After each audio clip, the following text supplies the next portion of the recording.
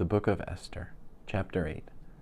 The same day King Achashverosh gave the house of Haman, the enemy of the Jews, to Esther the queen. Also Mordekhai appeared before the king, for Esther had revealed his relationship to her. The king removed his signet ring, which he had taken back from Haman, and gave it to Mordekhai. Then Esther put Mordekhai in charge of Haman's house.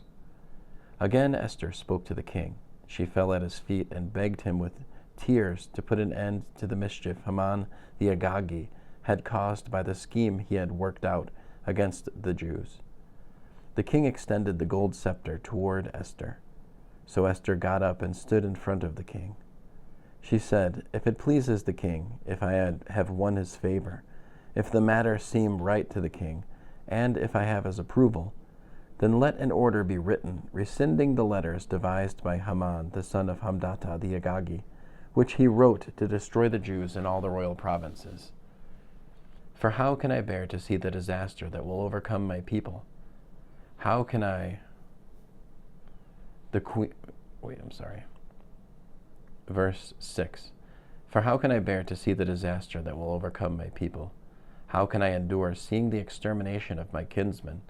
King Achashverosh said to Esther the queen and Mordekhai the Jew, "Listen, I gave Esther the house of Haman, and they hanged him on the gallows, because he threatened the lives of the Jews.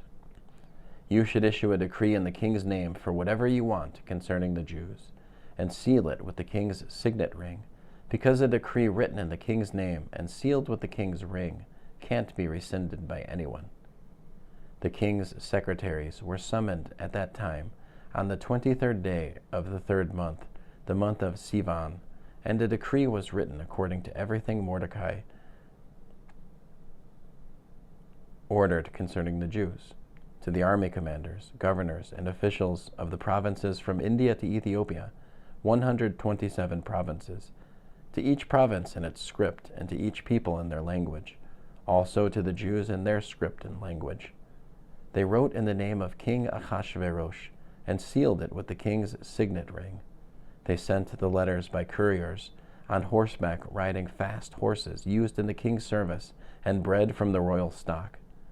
The letters said that the king had granted the Jews in every city the right to assemble and defend their lives by destroying, killing, and exterminating any forces of any people or province that would attack them, their little ones or their women, or would try to seize their goods as plunder on the designated day in any of the provinces of King Achashverosh, namely the 13th day of the 12th month, the month of Adar. A copy of the edict was to be issued as a decree in every province and proclaimed to all the peoples, and the Jews were to be ready on that day to take vengeance against their enemies. Couriers riding fast horses used in the king's service left quickly, pressed by the king's order, and the decree was issued in Shushan, the capital. Meanwhile, Mordekhai left the king's presence, arrayed in royal blue and white, wearing a large gold crown and a robe of fine linen and purple. And the city of Shushan shouted for joy. For the Jews all was light, gladness, joy, and honor. In every province and city where the king's order and decree arrived, the Jews had gladness and joy, a feast and a holiday.